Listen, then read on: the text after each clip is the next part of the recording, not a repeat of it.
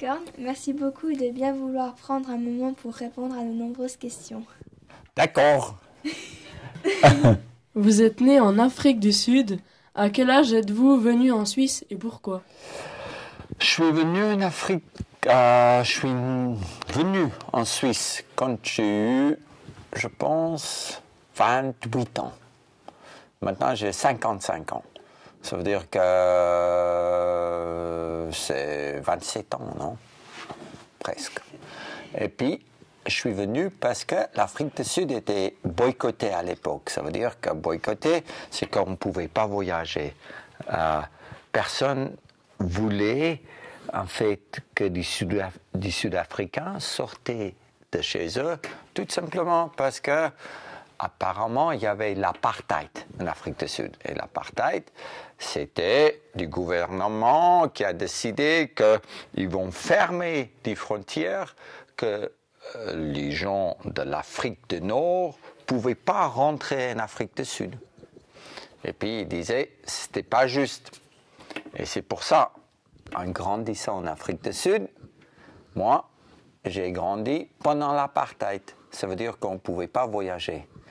Et la première fois, quand je voyais des images où on voyait la neige et puis on voyait les montagnes, je disais que moi, un jour, je vais aller en Suisse. Et à 28 ans, c'est là où j'ai gagné de l'argent que je pouvais me payer un billet d'avion. Et j'étais à l'aéroport, je sautais dans l'avion et j'arrivais en Suisse avec 40 francs suisses dans ma poche. Et c'est comme ça que j'arrivais en Suisse. Qu'est-ce qui a fait qu'un jour, vous vous êtes dit « je veux être aventurier » et à quel âge cela s'est-il produit? Je pense que je voulais toujours devenir un aventurier parce que j'aimais être à l'extérieur. J'aimais un peu l'aventure et j'aimais prendre des risques. Ça veut dire qu'à 8 ans, j'ai reçu un vélo comme cadeau. Et ce vélo me permettait de voyager autour de chez moi. Et mon papa, il me donnait une seule règle. Et cette règle, c'était 6 heures le soir, tu dois être à la maison. Jamais je dis à mon papa où je voulais aller. C'était toujours à moi de décider où je voulais aller, mais 6 heures le soir, j'étais toujours à la maison. Un jour, j'étais vers mon papa et puis je disais, mais écoute, je vais aller visiter mes cousins. J'ai eu des cousins qui habitaient à 10 km de chez nous et j'ai eu des cousins qui habitaient à 300 km de chez nous. Et quand je disais à mon papa que je voulais aller visiter mes cousins, lui, il pensait que c'était des cousins qui habitaient 10 km de chez nous. Et je sortais sur mon petit vélo, je commençais à pédaler, et je voulais aller visiter mes cousins qui habitaient à 300 km.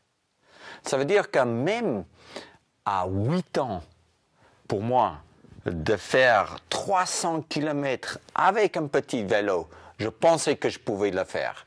Ça veut dire que la manière que j'étais éduqué et la manière que j'ai eu la liberté me permettait de penser que tout était possible.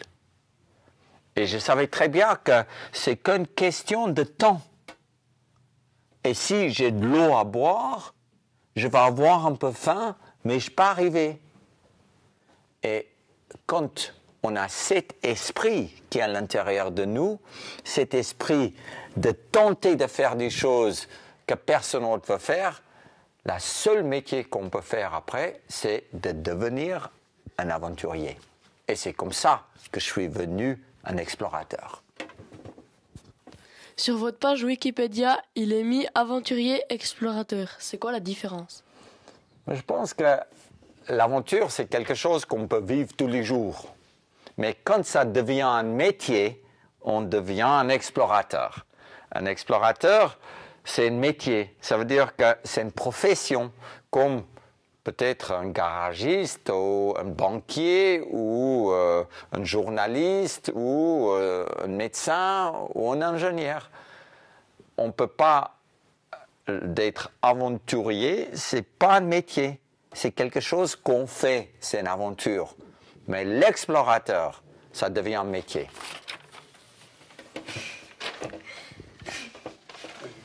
Je crois que votre première grande aventure était le tour du monde que vous avez appelé Latitude Zéro. Quelle a été la partie la plus difficile pour vous et avez-vous eu peur pour votre vie? Quand on part pour faire quelque chose qu'on n'a jamais fait par avant, c'est là où on n'est pas trop sûr. Et quand on est à la maison, on dit « ouais, là, je veux faire quelque chose qui n'a jamais été fait par avant.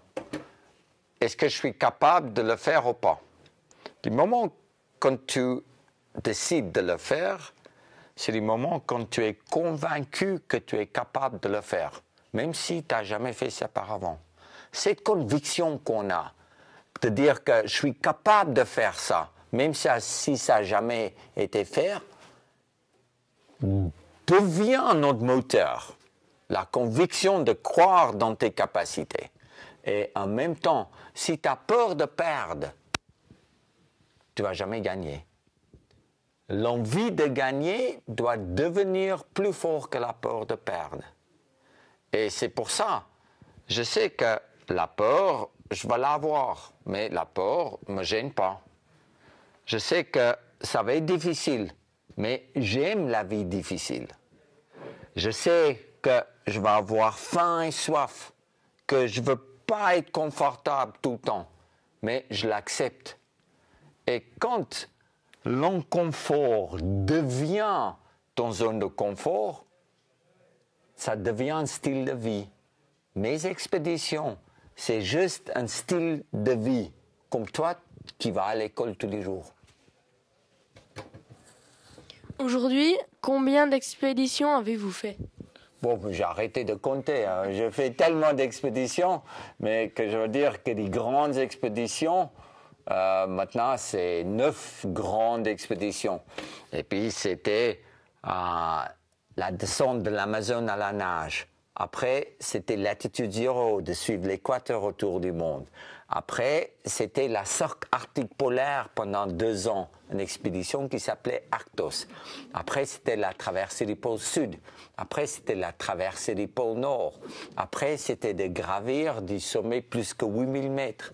Après, c'était 27 tours du monde avec un voilier.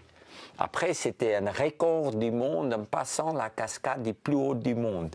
Après, c'était de nager la plus profonde canyon du monde. Et toute ma vie était que des aventures. Ça veut dire que les expéditions, depuis 8 ans, il y a vraiment tellement que j'ai l'impression que j'ai eu plusieurs vies déjà de ma vie. À chaque fois que vous partez, vous prenez des risques pour votre vie. Combien de fois avez-vous failli mourir? Bon, je pense jamais. Parce que soit tu es vivant, soit tu es mort. Et puis, il n'y a rien entre la vie et la mort. Ça veut dire que quand un crocodile mord et je perds un doigt, je ne suis pas mort. Ça veut dire que pour moi, je suis vivant.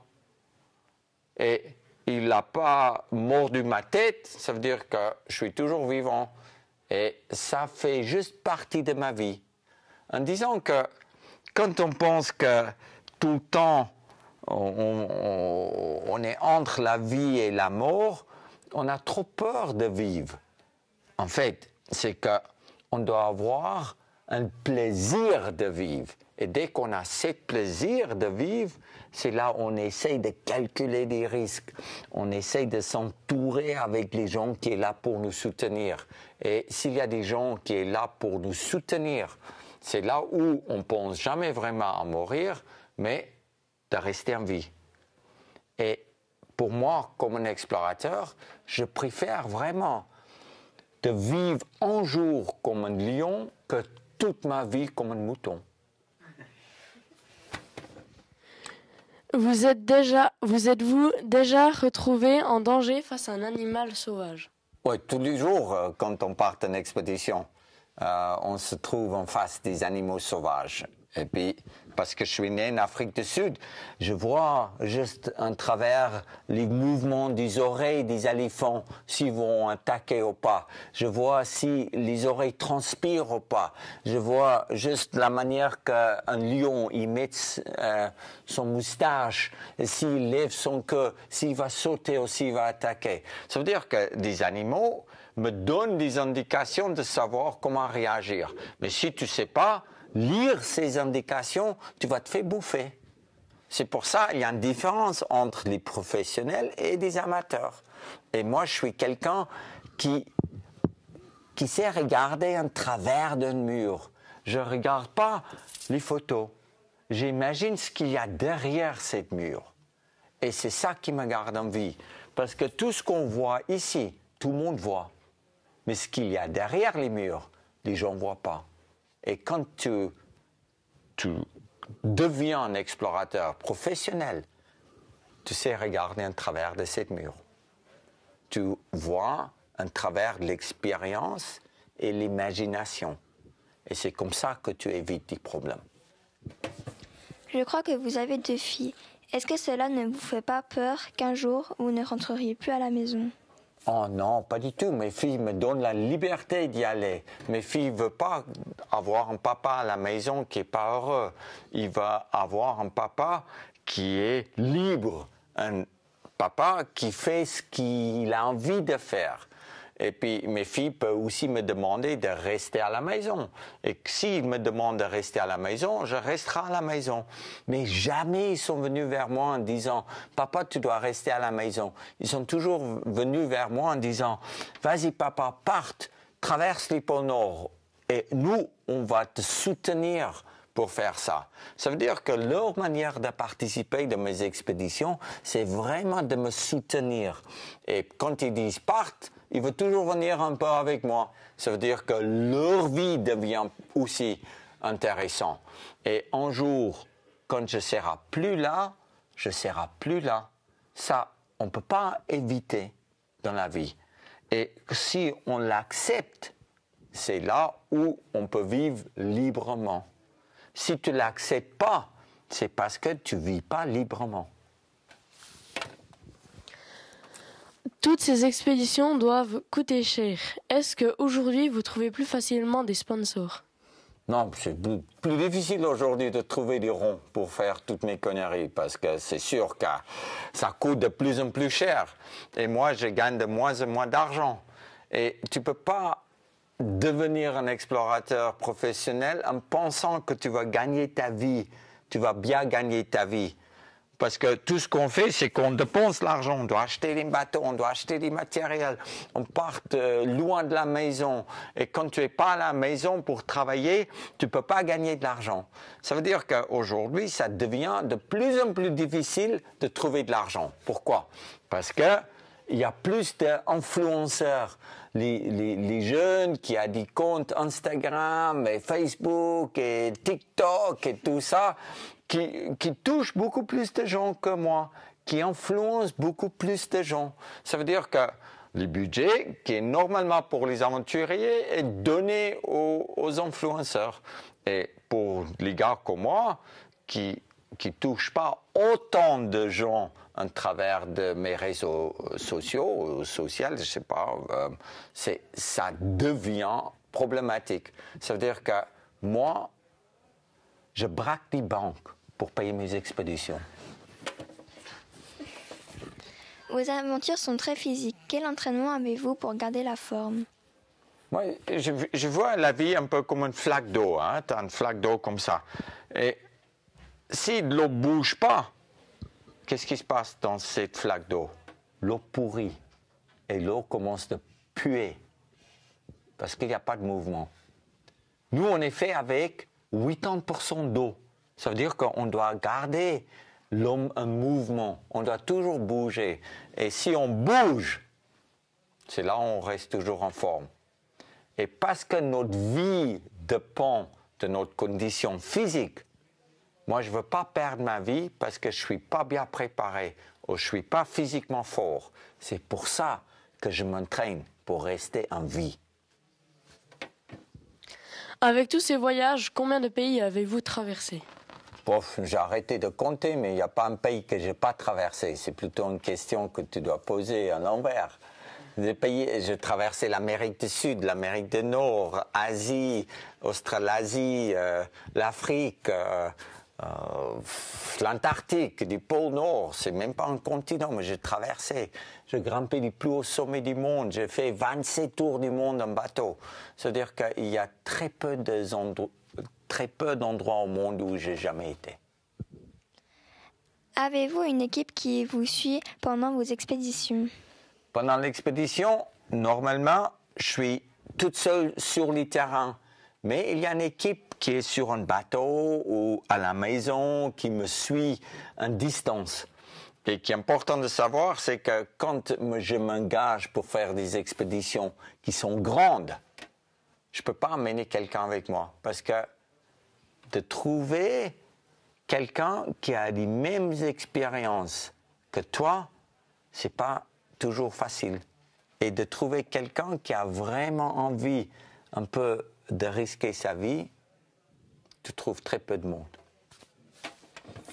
En 2016 et 2018, on vous a vu sur M6 où vous animiez une émission qui s'appelle « À l'état sauvage ». Vous emmeniez durant 4 jours des célébrités survivre dans la nature. Quels souvenirs gardez-vous de cette émission et quelle célébrité vous a le plus marqué? Moi, j'ai eu beaucoup de plaisir à amener des célébrités françaises un peu dans la nature. C'est sûr que ce n'est pas la survie à 100%, mais pour eux, c'est déjà de sortir leur zone de confort, de ne pas avoir à manger, de dormir dans la nature, qui est une aventure pour eux. Moi, j'ai appris plein de choses en travers de chaque célébrité, mais j'ai aussi appris que l'être humain, quand il sort de son zone de confort, il est très faible. Et pour moi, qui vois ma vie comme un aventurier, comme un privilège, pour beaucoup de célébrités, ils voyaient ça comme une misère. Ça veut dire que pour moi, je vois paradis et eux, ils voient l'enfer. Et toutes les célébrités qui n'ont jamais eu une opportunité de vivre aussi proche de la nature peuvent aimer ça. Ils ne peuvent pas aimer ce que j'aime parce que ça ne fait pas partie de leur vie. Et c'est ça que j'ai appris. Mais j'ai appris aussi qu'on peut changer la manière que les célébrités voient des choses en expliquant aux célébrités de ce qui est important de voir. Et si tu peux prendre leurs yeux et tu peux les pointer dans la bonne direction, c'est là où ils vont avoir du plaisir. Et pour moi, c'était plutôt ça qui est important, de dire, mais regarde ce qui est beau, regarde ce qui est bien, et oublie ce qui est difficile. Et c'est comme ça qu'ils ont commencé d'avoir du plaisir. Voilà, nous arrivons au terme de cet entretien. Une dernière question. Avez-vous des nouveaux projets pour les prochaines années? Nouvel projet, là, je viens de finir ma nouvel projet, c'est de faire une interview avec vous. Maintenant, je dois encore faire quelque chose d'autre. Mais ça, ce soir, je vais réfléchir un peu en dormant. Je vais essayer de rêver grande et demain matin, je peux vous répondre. Merci beaucoup, Mike Horn, de nous avoir consacré un moment de votre temps. Nous vous souhaitons plein de bonnes choses pour la suite et de joyeuses fêtes de fin d'année. Merci beaucoup pour vous aussi. Ciao, ciao.